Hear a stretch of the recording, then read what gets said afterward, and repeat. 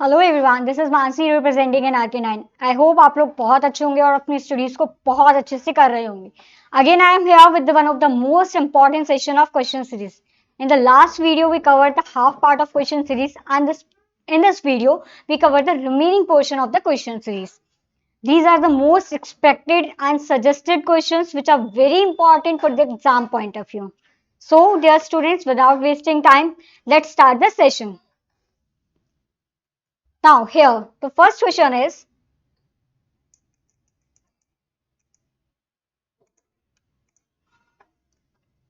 when was the second when was the second rolling plan introduced?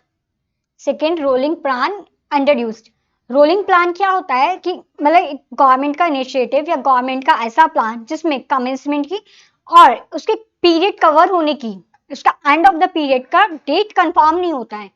Means अगर हम contingency की बात करें कि ऐसी कंटिजेंसी में या किसी इशू में, कोई इमरजेंसी इशू में गवर्नमेंट ने कोई प्लान इनिशिएट किया, तो रोलिंग प्लान क्या हुआ कि एक ऐसा प्लान जिसकी कमेंसमेंट की और एंड ऑफ द पीरियड की डेट कंफर्म नहीं है, डेट स्पेसिफाई मेंशन नहीं है। Alright, so when question is when was the second rolling plan introduced, so answer is 1978 to 1978-79. In year of 1978-79 the second rolling plan was introduced. Alright, now next question is, which of the following industry is not a Maharatna? Maharatna is a government title. कुछ companies ऐसी हैं जिन्हें महारत्ना की category में consider किया गया है। Reason क्या है? उनके कुछ ऐसे हम उनके ट्रैक रिकॉर्ड्स देखें या उनका वो ऐसे बिजनेस में एंगेज्ड हैं जो गवर्नमेंट के लिए वर्क कर रहा है, तो उन्हें कुछ कंपनीज को महारत्ना के टाइटल में कंसीडर किया गया। So question is here, which of the following industry is not a Maharatna? IUCL is a government company and covered under the Maharatna. GAIL, Gas Authority India Limited, and CIL. These all three companies are covered under the Maharatna list and is a government companies already.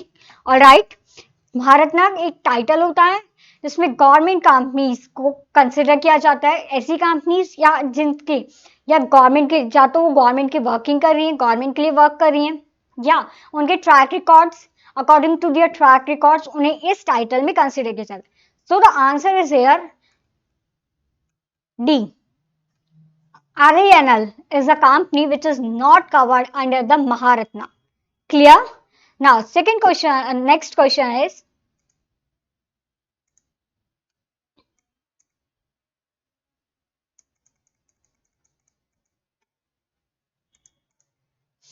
who is the custodian of a contingency fund of India?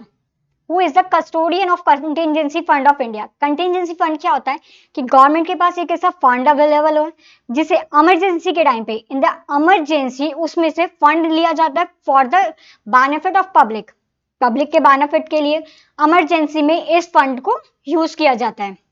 ठीक है, अगर हम एक छोटे से concept की बात करें कि इन द इमरजेंसी, जब पार्लियामेंट में कोई रूल्स पास नहीं हो सकते या पार्लियामेंट सेशन में नहीं आ सकता, जैसे अगर हम बात करें कि कंट्री में बहुत ज्यादा इमरजेंसी के सिचुएशंस अराइज हो चुकी हैं, ठीक है, चाहे हम वो फ्लड का देखें या टेररिस्ट का देखें, कुछ ऐसी कंडीशन अराइज हो चुकी है कंडीशन कंट्री में जिसमें सब एक अलग सिचुएशन में फंस चुके हैं। पार्लियामेंट उस टाइम पे पार्लियामेंट सेशन में नहीं आ सकता, तो प्रेसिडेंट के पास ये पावर होती है कि वो उस टाइम के लिए, अकॉर्डिंग टू दिस टाइम, वो उस टाइम के लिए एक रूल पास कर सकता है, न्यू लॉ पास कर सकता है कि इस ड्यूरिंग दिस इमरजेंसी पीरियड ये कंडीशंस हैं, जिस कंडीशन से या तो इन पे लॉज एप्लीकेबल नहीं है या एप्लीकेबल तो उन पे कुछ रिलैक्सेशन है। ठीक है, तो इमरजेंसी के टाइम पे गवर्नमेंट ऑफिसर प्रेसिडेंट के पास एक पावर होती है कि वो इमरजेंसी के सिचुएशन में विदाउट एनी डिस्कशन कोई भी लॉ पास कर सकता है in the benefit of public. ठीक है, अब कंटिजेंसी फंड का काम क्या होता है कि कंटिजेंसी फंड क्या होता है कि अगर इमरजेंसी के सिचुएशन से कुछ ऐसी सिचुएशन अराइज हो चुकी है जिनके लिए हम ऑलरेडी प्रिपेयर नहीं थे या हमने एक्सपेक्ट नहीं किया था, तो उस इमरजेंसी सिचुएशन के लिए हम इस फंड को यूज करेंगे। तब कंटिजेंसी सिचुएशंस के लिए उस रिस्पॉन्स उसके लिए जो उसे मैनेज करना उसके लिए रिस्पॉन्सिबल कौन है? प्रेसिडेंट. सो द कस्टोडियन, तो उस फंड को यूज करने के लिए भी रिस्पॉन्सिबल कौन होगा? प्रेसिडेंट. वो फंड किसकी कस्टडी में रहेगा? प्रेसिडेंट के. So who is the custodian of contingency fund of India? Answer is president. Clear? Now next question is,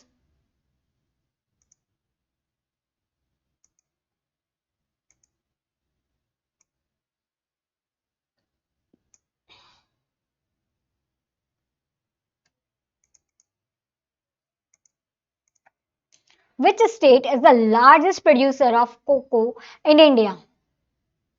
cocoa means coconut. Coconut का लार्जेस्ट प्रोड्यूसर इंडिया में कौन है?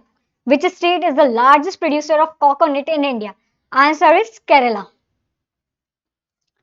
ये तो बहुत बेसिक सी भी चीज है, हम सबको पता है कि केरला में सबसे ज्यादा कोकोनट प्रोड्यूस होता है. ठीक है, क्लियर?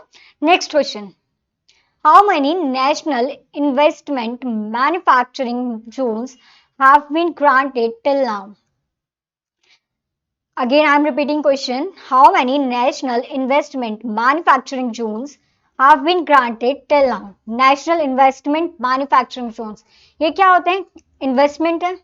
नेशनल लेवल पे इन्वेस्टमेंट किस पे हो रही है? मैन्युफैक्चरिंग पे. नेशनल लेवल पे इन्वेस्टमेंट किस में हो रही है? मैन्युफैक्चरिंग. उसके लिए कुछ जोन्स प्रोवाइडेड है कि पर्टिकुलर इस जोन में इन्वेस्टमेंट, पर्टिकुलर जोन्स प्रोवाइडेड है फॉर मैन्युफैक्चरिंग के लिए. तो ऐसे कितने जोन्स प्रोवाइडेड हैं? गवर्नमेंट ने कितने जोन्स अप्रूव किए हैं for the investment in manufacturing sector? So there answer is 14. There are 14 national investment zones have been granted till now. Clear? Moving to the next question.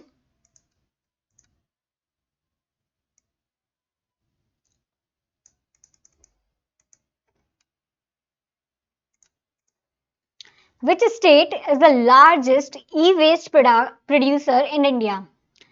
Which state is the largest e-waste producer in India? Answer is Maharashtra. हमने पहले question discuss किया, which is the largest producer, which state is the largest producer of coconut in India? Answer is Kerala. Now there is the question, which state is the largest e-producer in India? E-waste producer means जो waste collect हो रहा है उसको उसको उस पे process करके उसे वापस उसको कुछ यूटिलाइजेबल मींस कुछ यूजेबल चीज में प्रोड्यूस करना. कुछ वेस्ट प्रोडक्ट्स को, जो वेस्ट प्रोडक्ट्स हैं उनको उनको रिफॉर्म करके उन्हें रिसाइकल करके कुछ यूजेबल प्रोडक्ट में प्रोड्यूस करना. ई वेस्ट प्रोड्यूसर. क्लियर? ई वेस्ट प्रोड्यूसर क्या होता है कि जो वेस्ट प्रोडक्ट्स हैं उनको रिसाइकल करके उनको वर्क करके उन्हें कुछ यूजेबल प्रोडक्ट्स में प्रोड्यूस करना. So which is the largest e waste producer state in India? Answer is Maharashtra. Maharashtra is the largest e-waste producer in India. Clear? Answer is B. Maharashtra. Clear?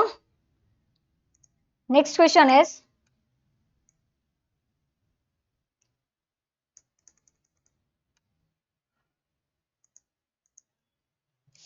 which among the following sponsors regional rural banks?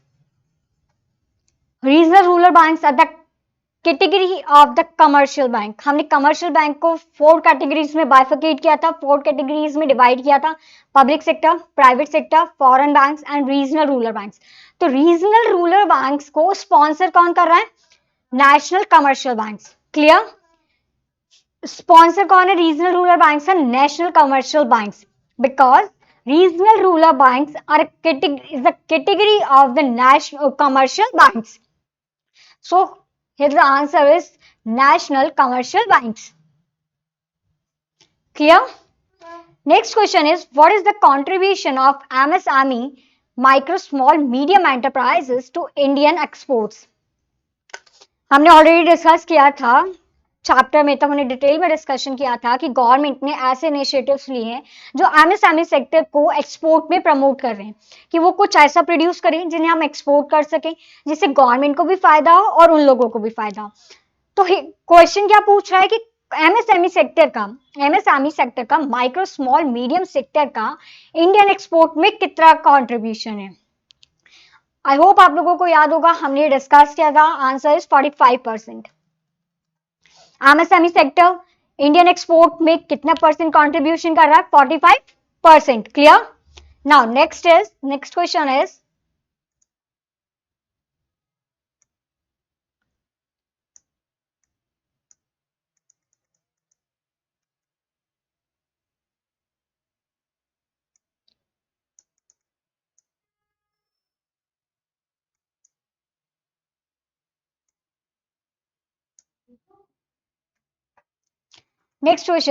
which of the following is correct regarding ENAM? ENAM क्या है कि एक government initiative है, government ने एक electronic platform provide किया for the farmers, trading platform provide किया government ने फॉर द फार्मर्स, जिससे फार्मर्स इलेक्ट्रॉनिकली ट्रेडिंग कर सके अमंग द डिफरेंट स्टेट्स, अपनी फैसिलिटीज को अवेल कर सकें, और अगर उन्हें कोई क्वेरी है या उन्हें अपने प्रोडक्ट्स को लेके कुछ प्रमोशनल एक्टिविटीज करनी है तो वो उस पोर्टल के थ्रू कर सके। तो which of the following is correct regarding ENAM? ENAM is a fertilizer distribution app. No. ENAM is a direct benefit transfer scheme for farmers. No. ENAM is an electronic trading portal for farmers. So here the answer is C. ENAM क्या है? Electronically trading portal है, किसके लिए available करा है government ने? For farmers. Clear? Next question is when was the national development council constituted? When was the national development council constituted? National development council का main work क्या होता है? नेशनल लेवल पे डेवलपमेंट के लिए हमें क्या इनिशिएटिव्स लेने चाहिए, या अगर किसी और कंट्री ने कुछ न्यू चीज को अगर हम बोले प्रमोट किया है या लॉन्च किया है, जैसे हम टेक्नोलॉजी की बात करें कि दूसरी कंट्री में 6G टेक्नोलॉजी आई है, हमारी कंट्री में उस चीज की क्या रिक्वायरमेंट होगी, अगर हम उसे यहाँ पे उस प्रोजेक्ट में हमें इन्वेस्टमेंट करनी है तो हमें क्या बेनिफिट्स होंगे, नेशनल लेवल पे उस पर क्या डेवलपमेंट पे क्या इफेक्ट पड़ेगा। तो ये काम किसका हुआ? नेशनल डेवलपमेंट काउंसिल का। ठीक है, क्वेश्चन क्या पूछ रहा है? नेशनल डेवलपमेंट काउंसिल को कब कॉन्स्टिट्यूट किया गया? आंसर है 6 अगस्त 1952। On 6th August 1952, the National Development Council was constituted. Clear? Now, next question.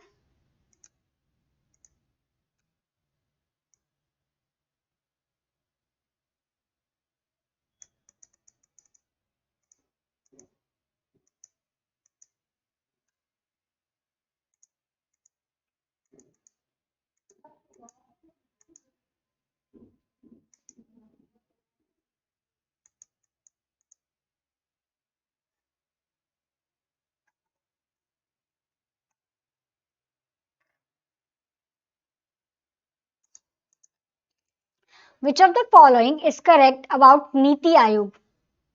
Niti Aayog stands for National Institution for Transforming India. National Institution for Transforming India. Transforming India. India को transform करना है, India को बदलना है socially and economically.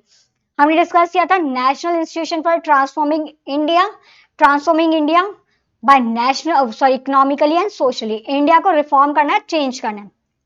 NITI Aayog का main work क्या था कि कंट्री में हर एक लेवल पे डेवलपमेंट हो सके, हर एक लेवल पे हर एक सेक्शन ऑफ पीपल को इकोनॉमिक डेवलपमेंट की कंट्रीब्यूशन में इन्वॉल्व किया जा सके, किस तरह के पॉलिसीज फ्रेम हो गवर्नमेंट को एडवाइस करने का।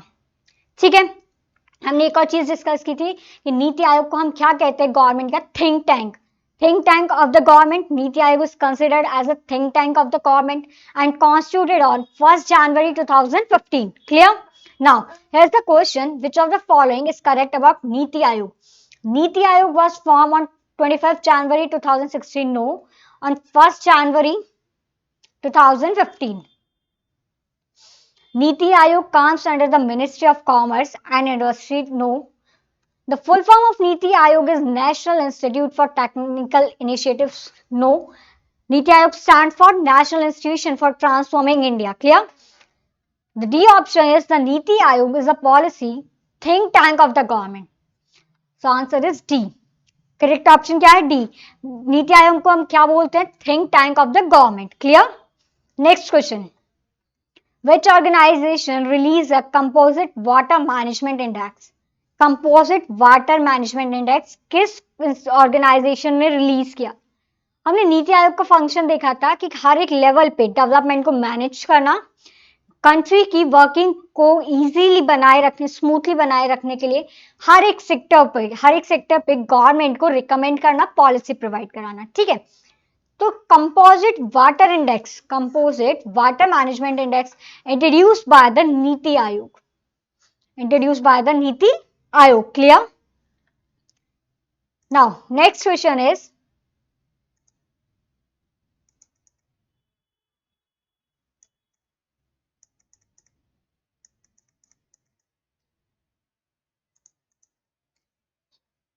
which of the following is not a proposed industrial corridor project in India? Which of the following is not proposed industrial corridor project in India? हमने चैप्टर को डिस्कस किया था, तो हमने कुछ कॉरिडोर प्रोजेक्ट्स पढ़े थे। ठीक है, जो गवर्नमेंट ने इंडिया में लॉन्च किए थे to develop the particular region, to develop the particular area. ठीक है, उसमें कौन कौन से हमने डिस्कस किया था? Chennai Bengaluru industrial corridor, Bengaluru Mumbai, Amritsar Kolkata. So now which of the following is now not a proposed industrial corridor project in India? Answer is 1 A, Ranchi Chennai industrial corridor. Clear? Next question is,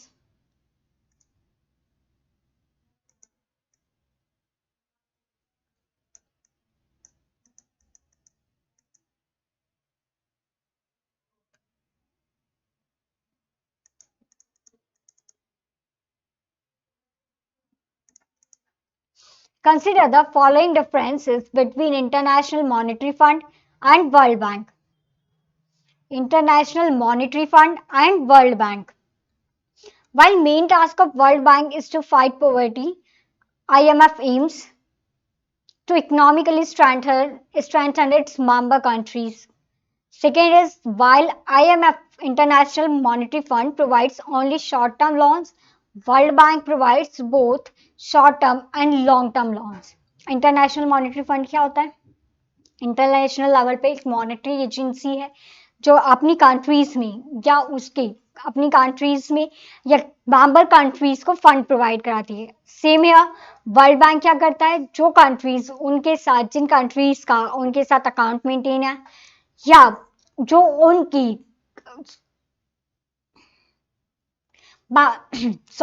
जो उनकी मेंबर कंट्रीज हैं उनके साथ एक उनको fund provide कराता है in the time of contingency. अब इन दोनों के बीच में मेन डिफरेंस क्या है? मेन डिफरेंस क्या हुआ कि जो IMF इंटरनेशनल मॉनेटरी फंड है वो क्या कराता है? शॉर्ट टर्म लोन्स प्रोवाइड कराता है। मेजर डिफरेंस क्या है? IMF provide short term loans while the World Bank provides short-term as well as long-term loans. So here the answer is C. There is a board difference between the International Monetary Fund and World Bank. World Bank क्या कर रहा है? जिस country में जो उनके member countries हैं उनके लिए अगर उनके कंट्रीज में कंटिंजेंसी है या पॉवर्टी के सिचुएशन है उसको उनसे बाहर निकाल रहा है। ठीक है, और इंटरनेशनल मॉनेटरी फंड का मेन एम क्या है? उन्हें इकोनॉमिकली हेल्प करना। Clear? Next question is,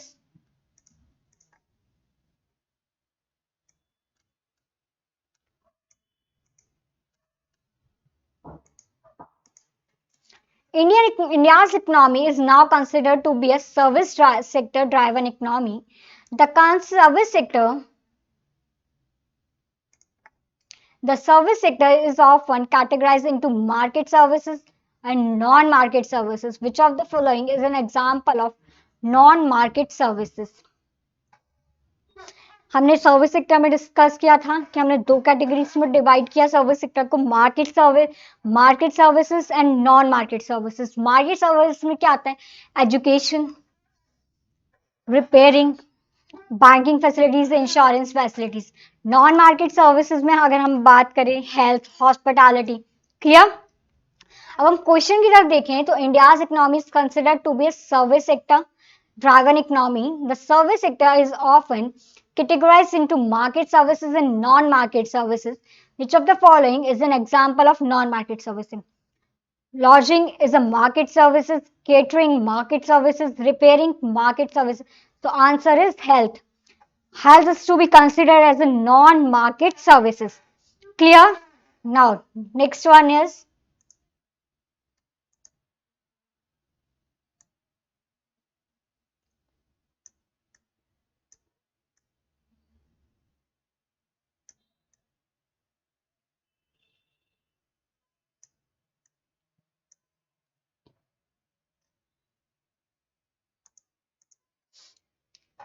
who has the sole authority to issue currency in India? Who has the sole authority to issue currency in India? हमने देखा था कि banking sector का रेगुलेटर कौन है? Reserve Bank of India and is one of the is one and single authority to issue currency notes in India. Reserve Bank of India को तो हमने डिस्कस किया था. तो हमने एक चीज कंसिडर की थी कि रिजर्व बैंक ऑफ इंडिया के पास क्या क्या वर्किंग है या क्या कौन कौन से रोल वो प्लेस करता है. तो हमने देखा था मॉनेटरी पॉलिसी को करना, करेंसी करेंसी को इश्यू करना, मॉनेटरी पॉलिसी को कराना, इन्फ्लेशन को मेंटेन करना. सो क्वेश्चन क्या पूछ रहा है? Who has the sole authority to issue currency in India? So answer is Reserve Bank of India. Clear? Reserve Bank of India. Next question is a joint stock company is managed by the board of director elected by. कोई company है उसमें जो management कर रहे हैं board of director, उन्हें elect कौन करता है? मीन्स उनके अपॉइंटमेंट कौन करता है? चाहे वो प्राइवेट कंपनी हो, चाहे वो पब्लिक लिमिटेड कंपनी हो, चाहे वो वन पर्सन कंपनी हो, चाहे वो जॉइंट स्टॉक कंपनी हो. चीज हमेशा याद रखना, चाहे किसी कंपनी को किसी भी फॉर्म में इनकॉर्पोरेट किया गया हो, जो अपॉइंटमेंट्स होती है डायरेक्टर्स की, वो अपॉइंटमेंट्स कौन करता है? Share holders.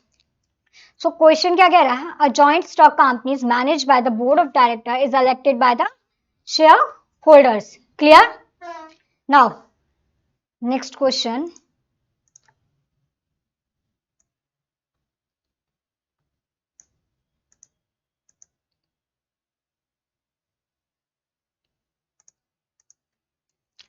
Under dash, price is determined by the interaction of the total demand and total supply in the market. इसे कौन सा कंपटीशन है या ऐसी कौन सा कॉन्सेप्ट है जिसमें प्राइस डिटरमाइन हो रहा है बाय द डिमांड और बाय द सप्लाई? अगर किसी प्रोडक्ट की सप्लाई बहुत ज्यादा है और डिमांड कम है तो ऑब्वियस बात है उसके प्राइसेस कम होंगे. डिमांड बहुत ज्यादा है, सप्लाई कम है. डिमांड ज्यादा है, सप्लाई कम है, तो उसके प्राइसेस हाई होंगे. हम दोबारा समझेंगे कि अगर कोई प्रोडक्ट है उसकी सप्लाई तो कंपनी के तरफ से बहुत ज्यादा है, सप्लाई एक स्टेबल लेवल पे आ रही है, ठीक है, लेकिन उसकी डिमांड उतनी नहीं है, तो उस चीज के प्राइसेस क्या होंगे? कम होंगे. ठीक है.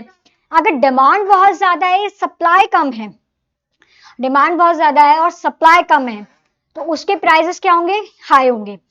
तो under perfect competition market under perfect competition market, price is determined by the demand and supply. So question, under perfect competition, price is determined by the interaction of demand and supply. If the demand increase, the price will decrease.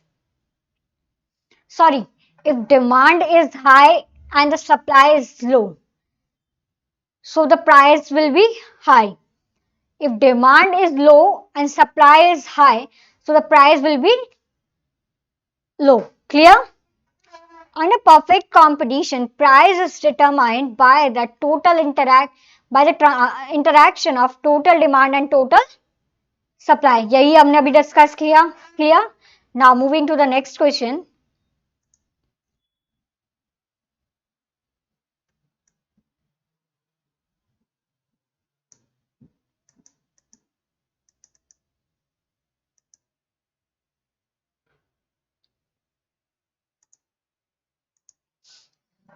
Managerial economics generally refers to the integration of economics theory with the business manage question question क्या कह रहा है, ध्यान से पढ़ेंगे हम। Managerial economics generally refers to the integration of economics theory with the business practices. Answer is practices. अब समझते हैं कैसे। जो मैनेजरियल इकोनॉमिक्स थ्योरी होती है, जो इकोनॉमिक्स थ्योरी होती है, अगर हम किसी भी चीज की थ्योरी की बात करते हैं तो वो किस चीज से बन रही है, मैनेजरियल इकोनॉमिक्स है। जो मैनेजरियल इकोनॉमिक्स है वो किससे फॉर्म हो रही है, इकोनॉमिक्स थ्योरी से। और अगर वो थ्योरी हम बिजनेस में इंप्लीमेंट कर रहे हैं, बिजनेस प्रैक्टिसेस कर रहे हैं, तो एक थ्योरीज का जो बिजनेस में इम्पैक्ट पड़ रहा है, उनके इंटरेक्शन से मैनेजरियल इकोनॉमी क्रिएट हो रही है। तो मैनेजरियल इकोनॉमी जनरली क्या रेफर कर रहा है, integration of economics theory with the business practices. Clear. Next question, given the price, if the cost of production increases because of higher price of raw materials, the supply will, अगर cost of production, किसी product की cost बहुत ज्यादा आ रही है, अगर हम company के पॉइंट ऑफ व्यू से सोचें कि अगर किसी प्रोडक्ट की कॉस्ट हमारे लिए बहुत ज्यादा आ रही है, बहुत ज्यादा कॉस्ट आ रही है हमारी प्रोडक्ट की, उसके जस्ट बिकॉज कि रॉ मटेरियल जो सप्लायर था उसने रॉ मटेरियल की प्राइस को इंक्रीज कर दिया। रॉ मटेरियल की प्राइस इंक्रीज होने से हमारी कॉस्ट की प्रोडक्शन कम आ रही है, तो हम क्या करेंगे, कुछ टाइम पीरियड के लिए उस प्रोडक्शन को कम कर देंगे। प्रोडक्शन कम होगा तो मार्केट में सप्लाई कम होगी। ठीक है, सप्लाई कम होगी तो अगर मार्केट में डिमांड बढ़ रही है तो उसके प्राइसेस इंक्रीज होंगे, तो हमारा प्रॉफिट मैनेज हो जाएगा। ठीक है, क्वेश्चन क्या कह रहा है, given the price, if the cost of production increases because of high price of raw materials, the supply is decrease. Clear? क्या रीजन सप्लाई डिक्रीज होने का? Clear. Next question, the out of pocket cost are the managerial cost, sorry marginal cost. Marginal cost क्या होता है, इसे further level पे आप बहुत डिटेल में पढ़ेंगे। मार्जिनल कॉस्ट क्या होता है कि एक पर्टिकुलर कॉस्ट आ रही है, अगर हमने उस प्रोडक्ट पे एक सिंगल रुपए भी उस पर एक्स्ट्रा इनकर्ड किया है तो उसे कैसे कंसीडर करेंगे, मार्जिनल कॉस्ट। तो आउट ऑफ पॉकेट कॉस्ट कौन से होते हैं, आर द मार्जिनल कॉस्ट, जो एक्स्ट्रा उस प्रोडक्ट को लेके एक्स्ट्रा स्पेंड हो रहे हैं। क्लियर। नाउ नेक्स्ट क्वेश्चन,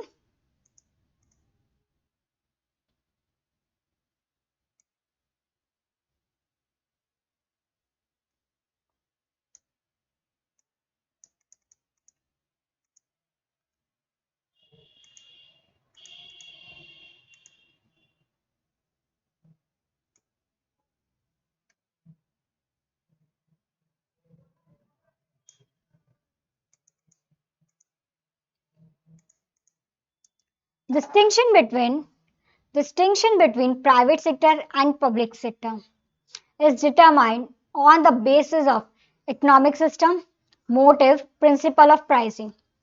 अब प्राइवेट सेक्टर और हम पब्लिक सेक्टर को कैसे डिफाइन करेंगे कि उनका मेन ऑब्जेक्ट क्या है।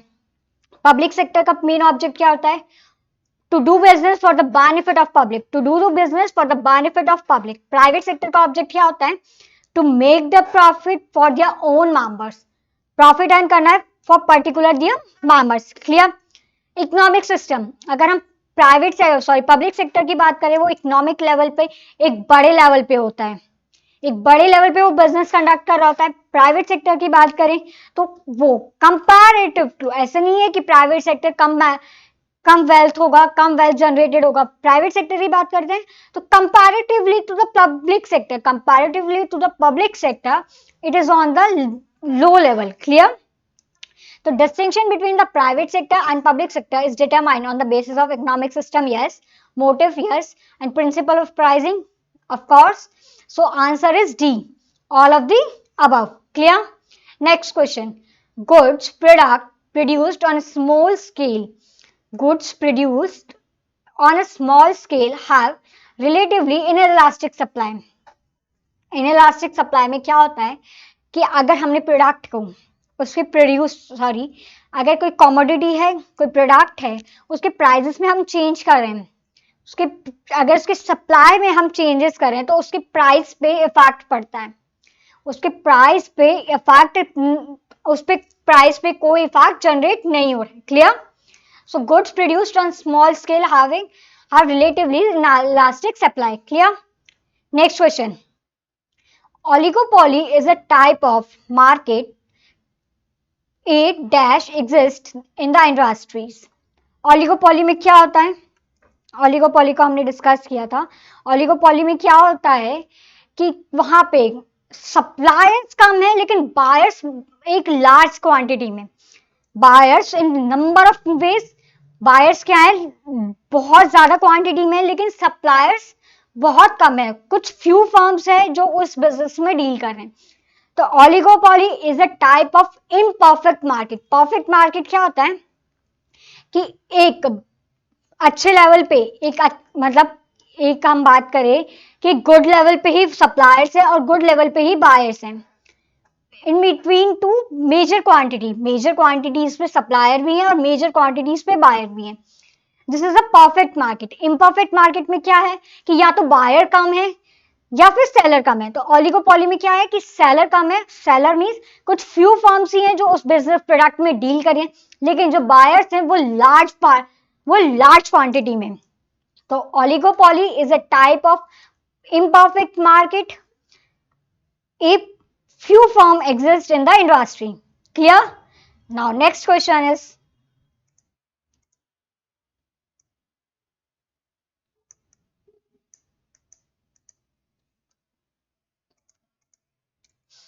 the management of the dash form of the business organization is totalitarian in nature. The management of the cooperative form of business is in a totalitarian in nature, means is in a legal in nature. उसमें rules and regulations हैं, applicable laws हैं, separate legal entity है। Clear? So answer is cooperative. The management of cooperative form of business organization is totally in nature. Clear? Next question. Demand is determined by. अब किसी product की demand कैसे increase हो, किसी product की demand को हम कैसे कंसिडर करेंगे, या वहां के पर्टिकुलर एरिया की बात करें। कई बार ऐसा होता है कि पर्टिकुलर किसी एरिया में तो कुछ प्रोडक्ट्स की डिमांड बहुत ज्यादा होती है, कुछ प्रोडक्ट्स की डिमांड नहीं होती है। उसका रीजन क्या है कि उस एरिया में जो लोग वहां रह रहे हैं उनके टेस्ट कैसे हैं, उनकी हैबिट्स क्या है, और मेजर पॉइंट उनका प्राइस क्या है। अगर कोई रूरल एरिया है, लेस डेवलप एरिया है, जहाँ पे अर्निंग सोर्स बहुत ज्यादा नहीं है, अर्निंग सोर्स बहुत अच्छी नहीं, तो वहां लग्जरी आइटम्स की तो डिमांड होगी नहीं। क्लियर? और कोई हाईली डेवलप्ड सोसाइटी है या वेल अर्निंग फैमिलीज हैं, उनके लिए लग्जरी आइटम्स की डिमांड अच्छी होगी। तो अगर हम डिमांड को कंसिडर करें तो हम कैसे करेंगे? प्राइस से, उनके टेस्ट से, उनकी हैबिट से। क्लियर? क्वेश्चन क्या कह रहा है? Demand is determined by the price of the product. Yes. Relative prices of other goods. हाँ, एक और पॉइंट क्या? Relative price. अगर हम उस प्रोडक्ट को, अगर कोई सोचे कि हम उस प्रोडक्ट को स्विच ओवर करें तो दूसरे प्रोडक्ट का भी प्राइस देखेगा, दूसरे प्रोडक्ट के प्राइस को भी कंसिडर करेगा। अगर हमें सेम प्रोडक्ट पे सेम प्राइस पे कुछ बेटर क्वालिटी मिल रहा है तो हम उसे इजीली स्विच करेंगे। ठीक है? अगर हमें बेटर क्वालिटी भी नहीं मिल रही और प्राइसेस भी ज्यादा हाई है तो हम उस प्रोडक्ट को स्विच नहीं करेंगे। तो डिमांड किस किस से डिटरमाइन हो रही है? प्राइस से, relative prices of other goods, taste and habits. तो answer is all of the above. Clear? Next question is presented on a screen.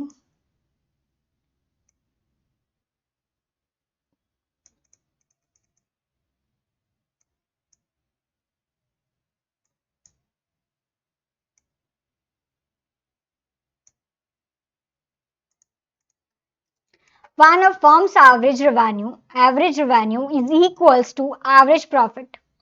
Average cost means जितनी हमारी कॉस्ट थी, एवरेज जितनी कॉस्ट थी उतनी ही हमें उससे अर्निंग्स हुई है। एवरेज जितनी कॉस्ट थी उसी की इक्वल हमारी जो रिवेन्यूज हैं वो हमारे को कंसिडर हुए हैं। Average cost is equals to average revenue. जो फर्म में प्रॉफिट होगा वो कौन सा होगा? Normal profit. Normal profit. Super profit क्या होता है कि हमारी कॉस्ट तो बहुत कम थी लेकिन हमारे रेवेन्यूज बहुत ज्यादा थे। तो अगर फर्म की एवरेज रेवेन्यू है, average revenue is equals to average cost, so the firm will get the normal profit. Clear? I hope यहां तक आप लोगों को समझ में आएगा. This is the end of the question series. हमने इकोनॉमिक्स एंड बिजनेस एनवायरनमेंट के नंबर ऑफ क्वेश्चंस को डिस्कस किया, एक एक क्वेश्चन को बहुत अच्छे से समझा भी कि अगर हमारे इस प्रोडक्ट, हमने ऐसे क्वेश्चन को सॉल्व नहीं किया कि इसका आंसर ए या बी है, हम ये ऑप्शन क्यों ऑप्ट कर रहे हैं, इसलिए हमें इस ऑप्शन को क्यों ऑप्ट करें, हमने इसका रीजन भी डिस्कस किया. आई होप यहां तक आप लोगों को बहुत अच्छे से समझ में आया होगा. If you want these PDF, अगर आप लोगों को इन क्वेश्चन सीरीज की पीडीएफ चाहिए तो स्क्रीन पे जो नंबर शो हो रहे हैं आप उस पर अपनी रिक्वेस्ट सेंड कर सकते हैं. हम इमीडिएटली आप लोगों को पीडीएफ सेंड कर देंगे. ठीक है. And again sorry, next important thing, if you have any kind of queries you can put your queries in the comment section. Clear? So everyone, enjoy your studies, enjoy your day. Thank you everyone.